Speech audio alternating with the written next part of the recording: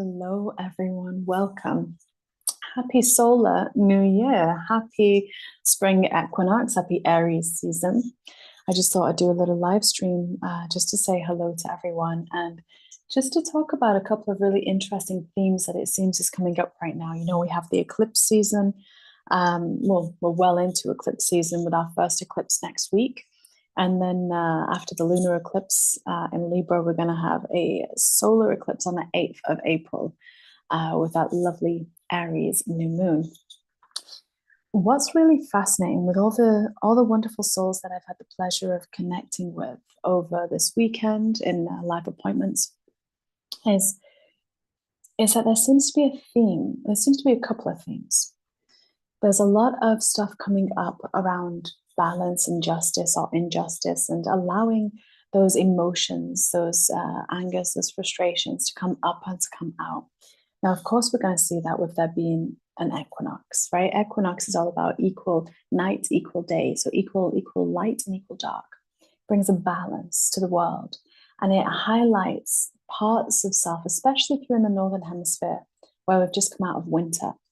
It highlights the parts of the shadow self, the shadow collective, that have been hidden in the unconscious, that really being welcomed into the light of our consciousness. Now, when that happens, we have to process it. When that happens, it brings up usually physical energy, especially with all the solar flares. The solar flares affect us physically, our nervous system, our body, and it's not a negative thing. It's an upgrade. It's always a good thing, because once again, it's about bringing light into parts of ourselves that have been housing things that no longer serve. Now, in a very metaphysical way, we can look at energy patterns and polarities and things like that. In a more tangible way, this shows up physically in the body. This can show up in the joints. This can show up in the solar plexus especially. This can show up in our sleep patterns, anxiety, mental health fluctuations and emotional expressions, because we are essentially charging the body with all this extra beautiful, powerfully imbued solar light. And it's imbued by all the stars and all the other suns around, you know, Sirius, Orion, Arcturus, you know, all these different constellations pouring their light into the great central sun, pouring it into Earth. So when we have this energy coming in from the spirit, from the non-physical, we're in a physical world as humans. We birth that energy, especially women. Women birth energy. They bring the spirit into matter, right? And what's really interesting is, out of a handful of clients that I've worked with this week, there are quite a few women who have started their monthly bleed, their period, or their moon time on Monday. And I found this really fascinating, because some people were late, some people were early, and it was almost as though there was this collective purge, this collective alchemy happening.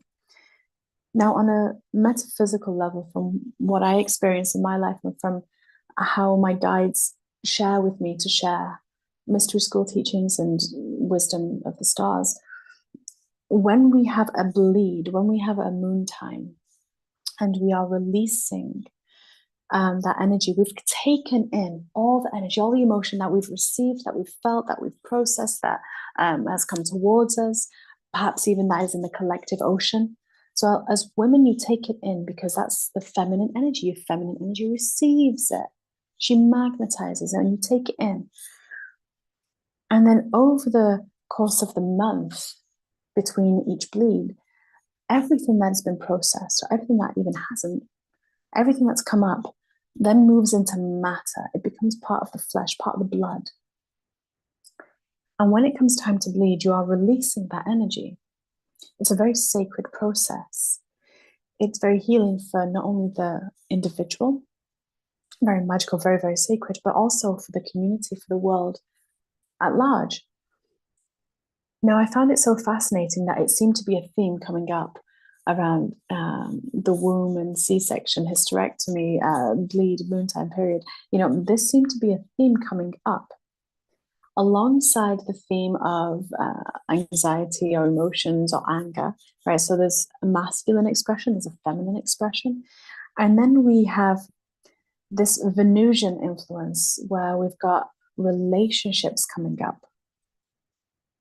ends of cycles. That's what this eclipse coming up is bringing, ends of behavior patterns that don't serve, ends of things that are connected with self-worth and love, and how we show up for ourselves, how we allow ourselves to be treated, how we allow ourselves to experience relationships, and what is okay, what is not okay, what is in balance, what is not in balance.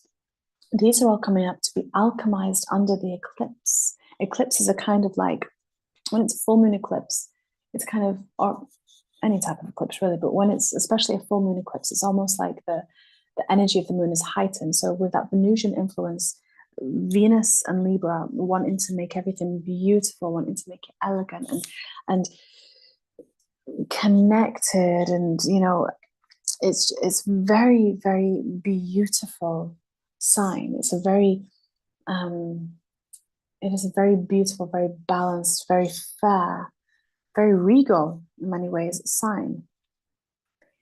And so what is seeming to be highlighted a lot is the emotions around connection and how we connect with one another, whether those relationships are going to evolve, whether, if you're in a relationship or not, whether our behaviors and our attachments, whether they're healthy, whether they're not, whether we're being shown attachment style quite a bit right now. It's coming up a lot. And what attachment style is there is a theory. There is a theory, a psychological theory, that within the first 2 years of your experience on Earth, the relationship that you have with your primary caregiver is going to be assimilated in every relationship you have there on out, until you heal whatever it is, until you change it, until you become self-aware of the behaviors and the patterns that you may have put in place as a protection mechanism for self. So, for example, if when growing up, your parents didn't know how to process their own emotion, perhaps they didn't know how to process them, so perhaps their emotion was up and down, it was volatile. And if that energy in your home was volatile around you, perhaps you will have hyper attuned yourself to notice if a parent was going to be in a bad mood, because maybe usually that would have brought a negative consequence in the physical. These patterns, these behaviors, and this can be the same for anything. Like if, for example, one of your parents was absent, maybe one of your parents left, maybe your father left, then it can start to create a style of attachment because we're uncertain if they're ever going to come back. So if we've had that with a parent as well, it starts to show up in our relationships here on out until we bring the light of our consciousness to those shadows, to those subconscious patterns, until we heal them. And that can be really challenging to do. Often is very, very challenging to do. But that's the point of being human. That's why we chose the body and the family and the karma that we chose. Karma is a good thing as well as a challenging thing. Karma is what keeps us as human. Yeah. Karma is what allows our body to remember how to grow and how to grow our hair and how to have eye color and keep ourselves in a physical form.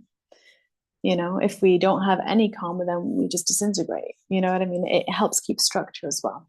So it can be a very good thing. And the good type of karma, some people call this dharma, is very accessible at these times as well. Because the thing is that when we have the courage to walk into our fear, when we have the courage to face and feel the emotion rather than shaming the emotion that doesn't feel too good. Because the thing is you can't shame enough for it to go away. Right? So if we've been shamed in life, if we've felt emotions that have been big, that have been challenging to process, and we haven't allowed ourselves to process them. So let's say, for example, if we grew up and we felt like only the good emotions, because there's no such thing as good and bad either. That's a human concept. That's a human concept of duality. But let's say, for example, that you grew up with the premise that happiness, that's good. You'll get love and attention and care if you are happy. But if you're sad or if you're crying, well, that's a bit of an earache. So we're going to leave you be. We're going to pop you to the side there. We're going to ignore you, or we're going to tell you to be quiet. Or if that's been an experience growing up, that invokes shame. The irony is that all emotion is good.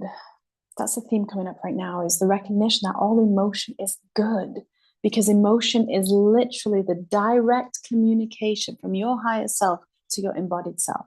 That's direct communication from your team of light. Your emotions are telling you through the expression of the emotion. So if it's a good feeling emotion, that's your higher self, that's your team of light talking to you, saying, you are thinking and doing and feeling and being exactly as what we would do. This is our guidance. We agree with it. Here we go. Now, similarly, if we're feeling boredom, confusion, frustration, anxiety, depression, fury, guilt, disgust, shame, if we're feeling those things, that's our spirit team, our team of light, our higher self. That is their way of saying, you embodied, your physical version of you, the lower you, the earthly you, is feeling something or thinking something incredibly different to that which we think. So this emotion is going to help you see that. But once again, if we've shamed our emotion enough, then we kind of get into this pattern where we can't actually hear our guidance. We can't actually hear our team.